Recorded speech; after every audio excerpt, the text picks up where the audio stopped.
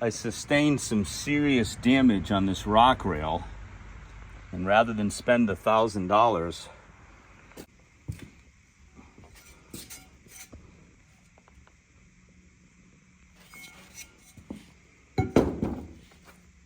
there's the piece. I'm thinking, bring this rock rail over to your house, have you weld, you know what I mean? I mean, I could cut this off and get rid of the damaged stuff, and then we could do a weld and put that piece on there. It should fit, so let me know what you think, brother. Hope all is well. Wow. After Windrock, that thing got some bend in it. Might be able to, this is a nice straight piece. Get in touch with Nate. Might be able to dress this thing up a little bit. We'll see. You guessed it, back at Nate's. There he is. He will always weld for beer. But from Windrock, I had a section of tubing here that just completely got folded in on Walden's Ridge. So Dan had given me the rock rail on the driver's side, and basically I just cut out all the crap that was all destroyed, and then cut this piece out, and then we're just gonna kind of line it up and fill it all in nice and get some more time. Obviously I have the plastic covers out of the end, so nice little easy tinky-tink job.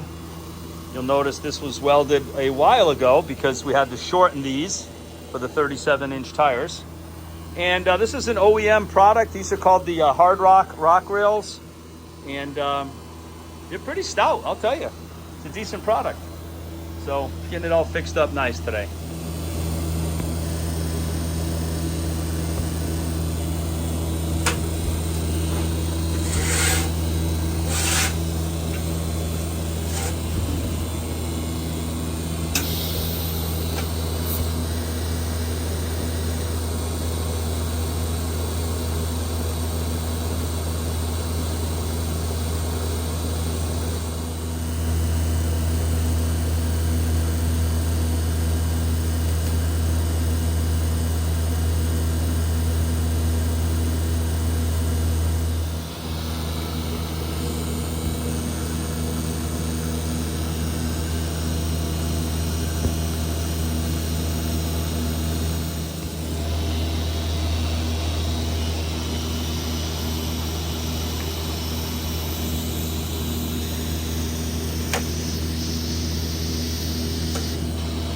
So I had huge gaps here, and Nate basically just filled them all in nice rather than cutting any kind of wedges.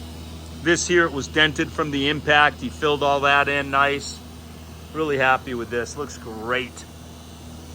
Okay, JK e-brake. Yeah. Started smelling brake, heard some noise. Look at this. The entire shoe piece fell off the bottom shoe. I bought this Jeep used. I threw rear pads on it. Clearly, these e-brakes probably have never even been serviced, so I got a rebuild kit. I got to take all these springs off, and I'm just going to do one side at a time. It's a big pain in the ass job, especially with the axle in. Driver's side e-brakes. Nothing fun about it. Make sure that the arrows line up for the e-brake assembly that actually puts pressure on them when you pull the cable. You can see the springs, the adjuster. This is the driver's side. So turning the star wheel clockwise will extend the shoes and give you resistance. Counterclockwise will loosen them up. So we'll get the rotor on there. We'll put this thing in neutral. We'll spin this thing, and I'll adjust that star wheel till I have some resistance. Meanwhile, I also have to put the cable back in. Goes on thick, hardcore. I mean, think about it. You're gonna buy $20 for a can of Herculiner. This stuff here goes on so thick, it'll dry strong and rubbery. So what the hell, we'll see how it does. Basically applying it with a brush, real thick, and it is thick. So just take your time and goop it on there. We'll see how it goes. Goes on thick, hardcore. I mean, think about it. You're gonna buy $20 for a can of Herculiner. This stuff here goes on so thick, it'll dry strong and rubbery. So what the hell, we'll see how it does. Basically applying it with a brush, real thick. And it is thick. So just take your time and goop it on there. We'll see how it goes.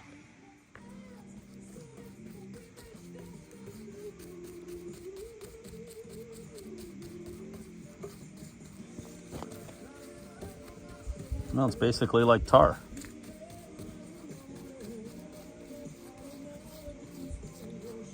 Brushing tar on the rock rail. It'll dry, it'll be strong, it'll be very black, it'll cover all that rust. Not to mention, I mean, look at, here's an area here where Nate welded. Look at that. I mean, Herculiner would do no better.